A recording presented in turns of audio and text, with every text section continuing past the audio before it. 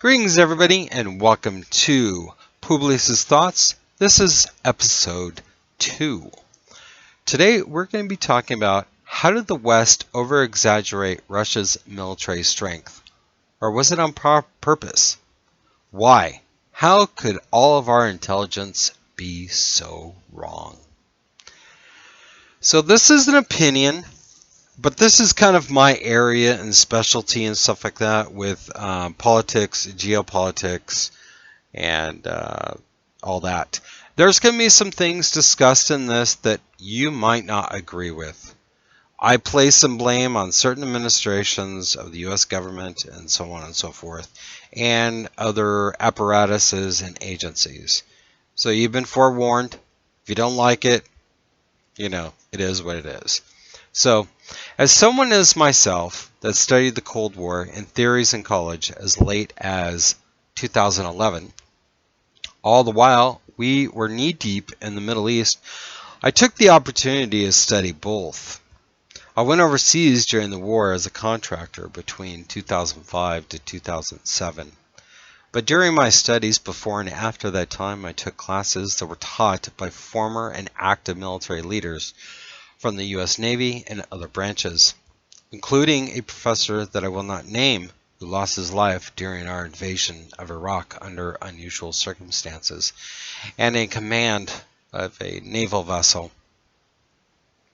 We lost an expert and one of many respected scholars of the Cold War theory and missile defense systems and more. This war in the Middle East has really destroyed a lot of lives, including my own, with my own struggles of PTSD, as you all know. So, however, with that said, how is it that we got it so wrong about Russia's alleged second greatest military in the world? Was it all hype? Was it on purpose to keep up this idea that they were any match for Western military doctrine? Was it to have this illusion? I do know before and after the end of the Cold War, it was hard for the West to know and obtain human intelligence to really know where Russia was. Was it a projection by Russia to create the illusion that deceived the West? I have to believe that there was some sort of real definition of what Russia was in terms of a military adversary before. But looking at the engagement of a military that is in Ukraine that was really not prepared in 2014, while the Obama administration was not interested in engaging due to the administration's feeling that the U.S. was the fault for all the ills in the world. But what the Obama administration didn't realize is that the U.S. and the world is stable when you have a strong U.S. president. Not a weak one that looks down on what the U.S. is and has always been. A beacon of freedom and stability and liberty. No matter our own ill wills in this country and our political differences, we do still stand for that in a lot of ways. It is unfortunate, but the Obama administration is at fault for allowing this engagement against Russia to come to the situation we are currently in.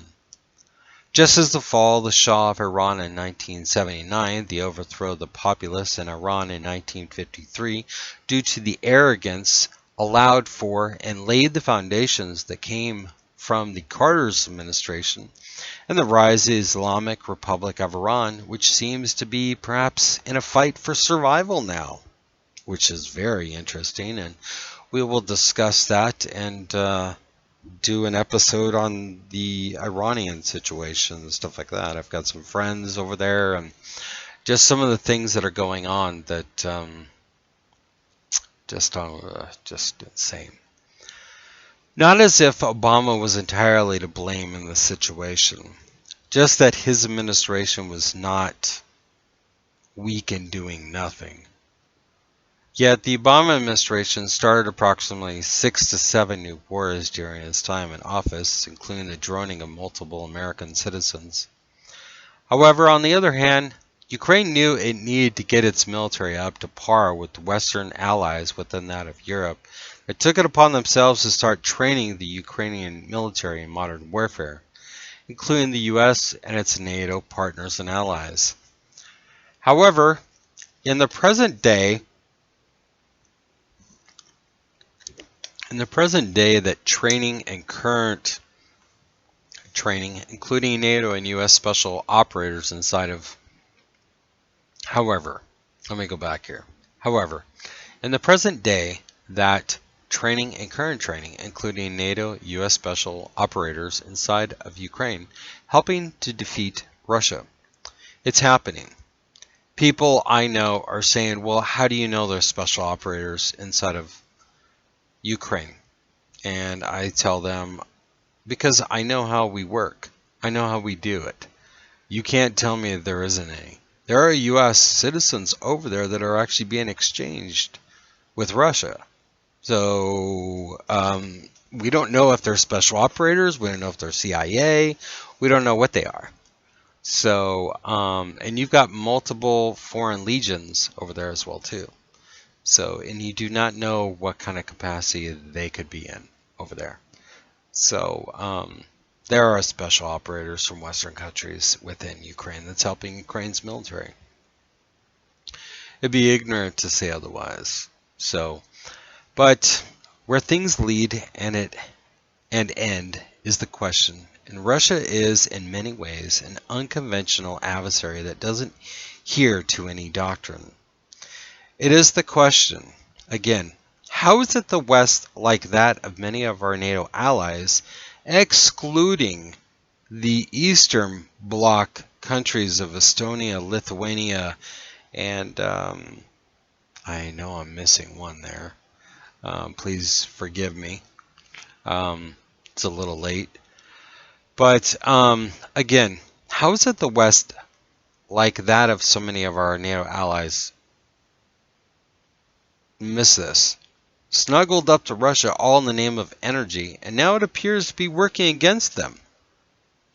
Even when former U.S. President Donald Trump warned the Western alliances of NATO to decouple from that of Russia's natural gas or otherwise. As for getting back to topic at hand, it baffles me, a person who studied the Cold War, and how it is that we got it so wrong. Where are the studies in terms of the massive miscalculations of the false strength of the Russian military? How is it that a Ukrainian trained military by the West is having these military victories? Of course, modern military equipment, but I'd say that is only about a quarter of the assets while using Russian-made equipment, which has been used effectively. However, we're also giving the Ukrainians 20 to 30, maybe 35-year-old equipment. HIMARS are almost 25 to 30 years old. We're giving them modernized howitzers, 155 millimeters with Excalibur rounds. That's a 30 to 35-year-old platform. And they're having far more effectiveness with that equipment. So they don't have the latest and greatest and stuff, you know. Slowly more modernized equipment, but the problem is with more modernization comes more technicians and abilities and maintenance and the extra equipment to repair it, fix it, you know, all that stuff comes into play. It's just like the fact that they're requesting certain platforms of modern equipment, and it's just like it would take 2 years for each system. Now, I am of the opinion that Russia is nothing more than the illusion of strength and power, projected to ensure their own security, which I can't blame them for doing so. But what we are witnessing has to be the largest military blunder in the 21st century, and will be studied as such for decades to come. In all honesty, as a Westerner in the U.S., I didn't think that a former actor, comedian, that is President Zelensky, would survive. However, unlike other former presidents of Afghanistan who fled, Zelensky stayed and led with the backing of the West. But again, Why did the West have this idea that Ukraine had zero chance of surviving this? I understand that many say that Ukraine is corrupt. Well, most former Soviet satellite states were, many of which today are NATO members. There are also respected nations that climbed their way out and are now a part of the European Union. That is no easy feat. No doubt that it will be hard for Ukraine to do the same. But they have already taken the first steps in doing so by joining the EU, including acting responsibly on the battlefield in this war.